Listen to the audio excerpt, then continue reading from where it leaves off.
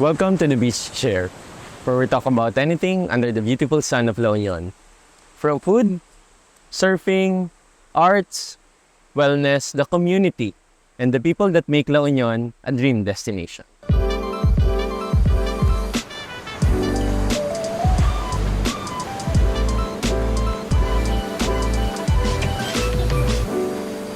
Okay, welcome back everyone. For today's episode, we have the director of the La Union Football Academy. Please welcome Mr. Nate Burkey. Welcome to ALPAS TV, Nate. Okay, so La Union Football Academy, of course, when you say Nate Burkey, we associate you to it football, being an Azkals member. So the better question is, why are you how did you end up in La Union? That's a good question. Good place to start. You and I first met in La Union back in 2016. And back then, you were still actively playing football? I was still actively playing, correct? Okay. Trying to learn how to surf. Still trying to learn how to surf.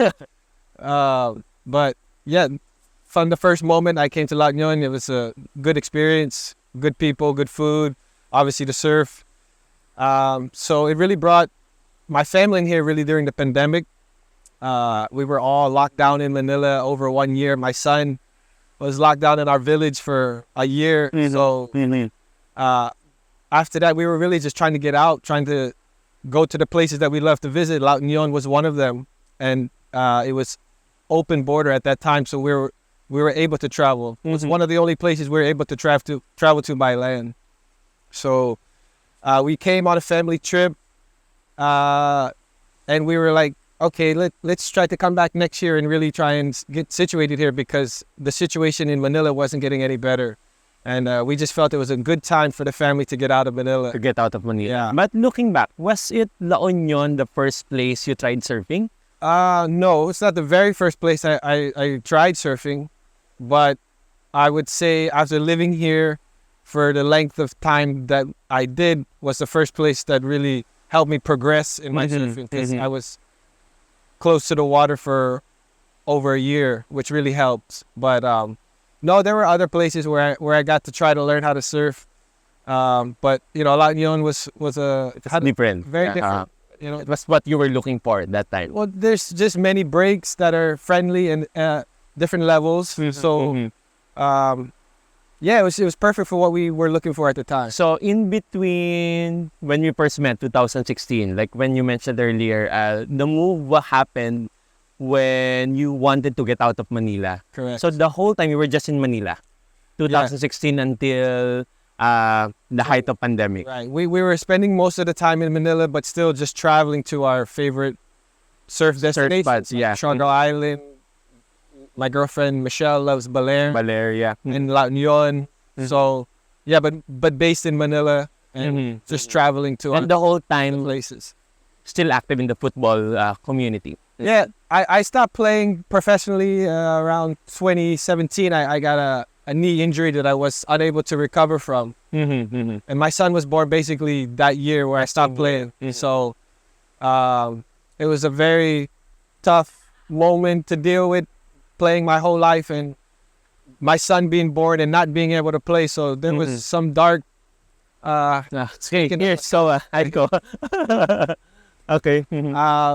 Speaking of him, and so it was a dark moment for football at me actually during that time. I kind of stopped playing and was inactive with football for almost 2 years, dealing with my injury and not being able to play on my own terms. Was difficult. And it was through coaching where I got back into it. Okay. Yes. He was getting to the age where I could get him involved, and I wanted to get him involved, and that's what got me back into it. So I would let him train in Manila, and then schools in Manila offered to have me become as a coach. So that's where I started coaching again in Manila.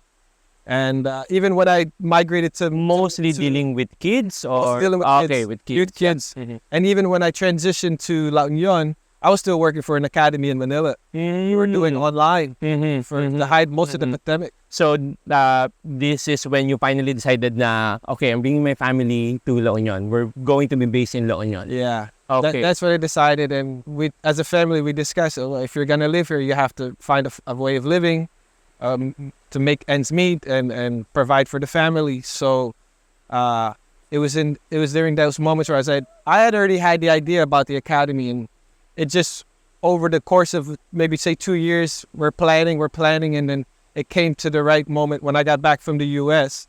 to execute the program because I could commit to being here full time and start the school.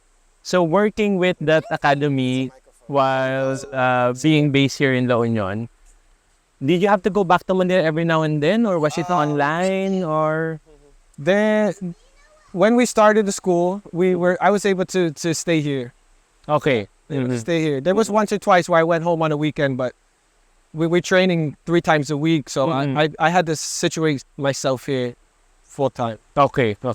And then with football, so you went to the States planning, and then knowing that La Union is primarily surfing, did you have any hesitations like setting up the academy here? No, actually I didn't, because I thought it's untapped. There's nothing there. Because the idea is like, for example, I mean, of course, the locals, especially the ones, or even the transplants from Manila here, if you're a surfer, naturally, your kids, you want them to also learn how to surf. Correct. Like, but yeah, continue, untapped. Yeah, I mean, it's a great place for the children to learn how to surf, you know, but surfing isn't for everybody, you know, and I just wanted, my expertise and my knowledge is football. I've known it my whole life, so it's what I know best, and I wanted to share what I know with the community here and try and build a community here around the sport. And that it's untapped, it just shows that that's a great possibility to start something. But the main reason why it's so untapped, Rafi, is what we call a lack of an FA. Okay, and FA stands for Football Association. So football is governed by the Philippine Football Federation. They're the governing. So that's an existing one. Okay, they're under FIFA. Okay. They're under FIFA. So obviously Philippines is a still developing country with the sport. So all around the country, you have RFAs, which stands for Regional Football Associations. And the reason why there's a lack of existence of the sport here is basically because there's a lack of an RFA, a lack of a Regional Football Association. People in line with the Philippine Football Federation to execute programs, leagues, tournaments, grassroots programs, all of that. So there's a complete lack of that at the moment. There was one, I think about 10 or so years ago or close to that, but for the past 5-10 years hasn't been anything. Hopefully by next year that will change, and I hope with my initiative, I can work with the Regional Football Association as it gets established. I would love to help. But aside from that, it takes a private sector to come in and create the sport and the culture and the community that lacks. So I bring that up is because all around the country, the places where footballs are hotbeds is because they have a strong RFA, which helps promote and grow the sport and educate the sport. Okay, so there are already existing RFA here in the Philippines. All over the Philippines. Okay. All over. And everything is under the Philippine Football Association. Right. Just not in La Union. For example, in Baguio, they're separate from La Union. Baguio has their own FA, and they're quite organized. Even as north as Ilocos. Yeah. They have a football field. They have an RFA. So they're organized. And then who gets to start an RFA? Well, you have to, just like any position, you have to meet the requirements and then apply for it. So from what I've gathered is there's existing parties that will be running for the RFA this year. So that's why this year, I've said it a couple of times, this year is the most important year for Philippine football. Number one, there was the Women's World Cup. Number two is the Philippine Football presidential election, which is happening at the end of this year.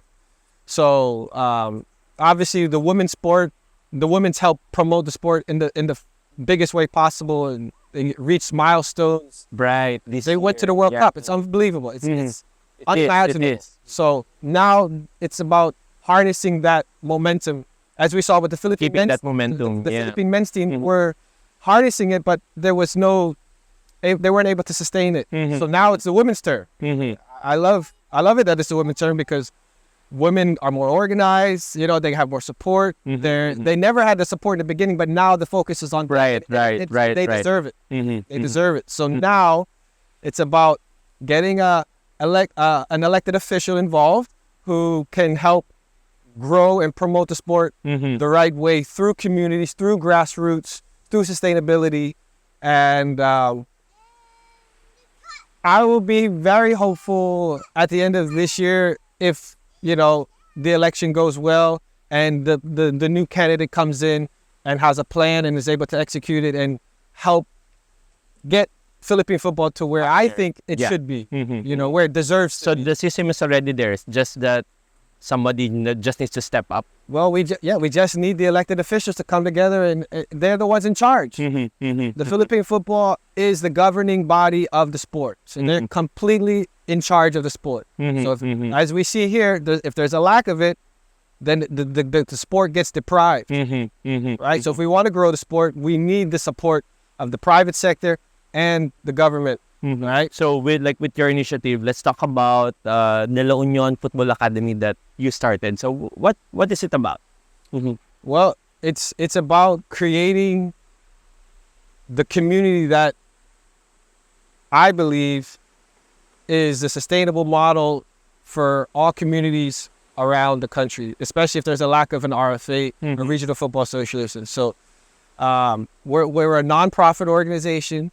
So it's not school-based. It's not school-based. We don't go to the school. We target the schools. We have a lot of kids from schools, but it's for anyone and open to anyone at the moment, right? So we're trying to make it as inclusive as possible, as affordable as possible. We have scholarships available for kids that cannot afford the tuition. Beginners, anyone who wants to learn, it's open to anyone. Right? And then how often? How does it work? How often do you how often do you do it? Well, we train 3 times a week: Monday, Wednesday, Friday. So in order for any sport, any coach, you need commitment from the players and you need time with the players. So I don't want to make it rigorous and train every day a week like I was as a professional. It's still grassroots, and we still need to introduce them to the game in a Setting up the foundations, in a fun way, and a way where they want to be there, where it's really at the moment non-competitive. And that's the best way to learn grassroots, is in a non-competitive environment. Okay? You're not focused on winning. You're not focused on getting medals. You're not focused on the fame. You're focused on the development, learning the skills and the techniques with the ball. So that's my philosophy. That's the La Union Football Academy, is everything with the ball, learning to master the ball. And then and then once we have that, then we can learn the game. Okay, it's hard to learn the game if you don't learn the skills of the ball. So and then you do it after school hours. After school hours, because some of the kids are. Yeah, do you also have kids not in school? We have homeschool kids. Yeah. Right. That's why we're some kids private school, public school. Like, we're just trying to include the kids that want to learn. Okay. And what we found out is through a previous camp on the beach during the pandemic, is there's kids that want to learn. There's kids that are eager to learn the game, eager to learn the sport. And they just don't have the environment. They don't have the culture or the community that has a football theme, right? Football mindset. And that's where you step in. That's where I step in with my experience with not only playing, but developing and coaching in the Philippines and also in America, where I see a big contrast in the sport. Because when I grew up in America, there was no professional league. It was a complete developmental stage, very similar to what Philippines is. And I always try to take a lot of contrast, because look at how the sport has progressed in America now. They just signed, MLS just signed Leo Messi, Right. Yeah. best player in the world. And, you know, when I was growing up, 1990s, 80s, there was not even a professional team. It's all basketball.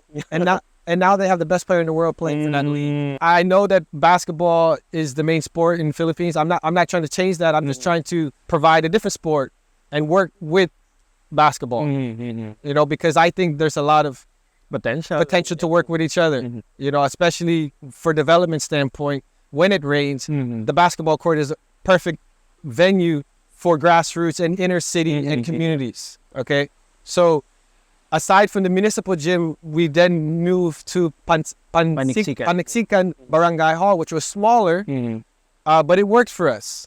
And we were in there, but of course, they started a basketball league. So they told us we're no longer the priority there, which was frustrating, but I understood again. So, you know, we in football, you have to constantly find solutions, just like in the game. You're looking for solutions while you're playing. Right. If you're drawing up an academy, you're faced with a lot of challenges. You have to find solutions, especially in the Philippines, developing country. I'm used to it. You know, believe me. So the good news is looking forward. We have a venue to look forward to, and hopefully by the time this airs, we're in the venue, and it's a venue that will prioritize us. It's a brand new venue. I don't want to say too much because it's nothing final yet. Right. But we have something to look forward to. Yeah. 1, 2, 3 in the next few months that will not only prioritize us, but will elevate our profile and what we're trying to do, because it's going to be brand new. It's a brand new facility, and we'll be able to organize leagues, organize tournaments, train in there whenever we need to, whenever the field gets wet, it's raining, and we can't use it. Okay, we have our venue. So looking forward to that. It's not quite fully built yet, but you know, our early talks have been great. All on the same page of our vision, and they're willing to work with us. And it will happen. I'm really looking forward to it. I'm really looking forward to it. It will happen. So on top of everything that's happening right now, really excited with what you're doing for the local community. Do you still get to surf? Yes. I'm still enjoying surfing. I got in the water yesterday morning. So the work balance is here.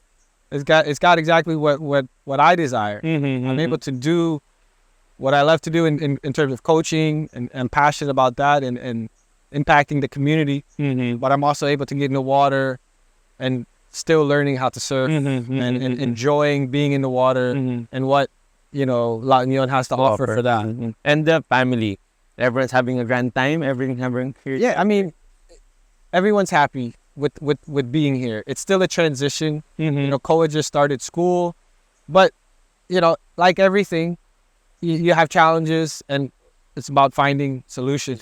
Right? So everybody's happy right now, and I'm happy, and we just need to just continue to secure the foundation, not only for the academy but for my family. That's also very important, because if my family's not secure here, then it's difficult to secure what I want to do with the with the academy. Right. You know, but it's a good time for me and my family being here, and with the academy going on, it's showing a lot of promise, and I just need to sustain the momentum. Right. Okay, Nate, I love that the passion is back with everything that you've said earlier. Anything else that you wanna? What's the ultimate goal? Well, ultimately, we want to grow a sustainable academy that is developing players to eventually funnel into a professional team. So the end goal is really a professional team in La Union, right? Now that is a completely different animal and ball game versus the academy. But if we have a strong academy, it makes creating a professional team in the future that much more easier. Why?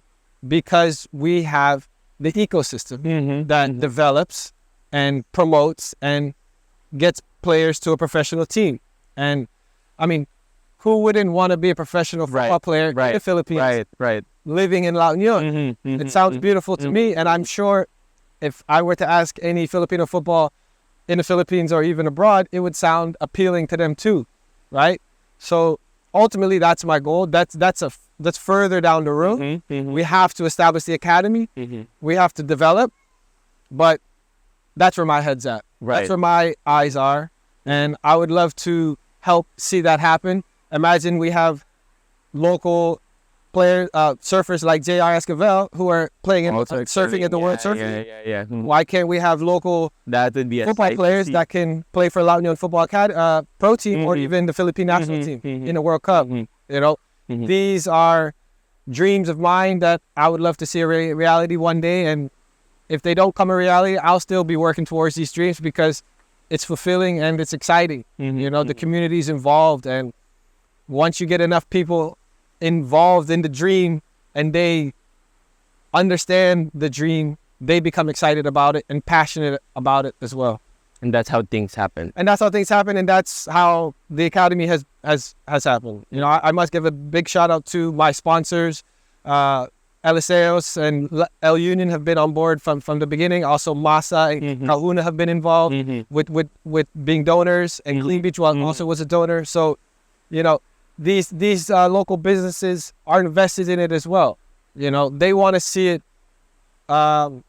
progress and sustain as well too. And I can sense that they're also excited about it as well too. So that gives me extra motivation to try And continue doing this. continue doing it. Really, that's it. That's the rallying point. The community, the LGU, the private sector. It's complex, as you can see. It's very complex, as you can see. But you got to start somewhere, and we've started somewhere. And now it's just about continuing in the right way, building in the right way, and Keeping that momentum. Keeping that momentum. I think with my experiences of being in the country for over a decade, being with the national team, being with youth organizations in the country, seeing what works, what doesn't work, I think I have a lot of insight and knowledge that can help propel the sport and sustain the sport. And that's all I want to do.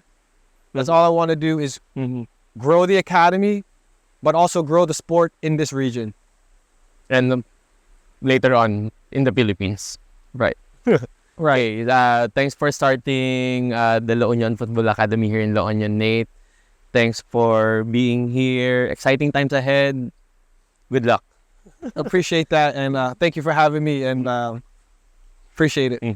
And that's it. Exciting times ahead, not just for football in the Philippines in general, but yeah, I mean, it's good to hear from Nate Burkey how the grassroots program, how the community, how the LGU needs to work together in order to elevate, I mean, not just football, but I think with any other sport, but specifically for this episode, really exciting times for Philippine football. Thanks for tuning in today. Please follow, subscribe our social media accounts, ALPAS TV, ALPAS La Union, ALPAS Siargao, on Facebook, Instagram, YouTube. Come visit ALPAS La Union here in Bacnotan, ALPAS Siargao. We'll always have a seat reserved for you. See you next time at the beach chair.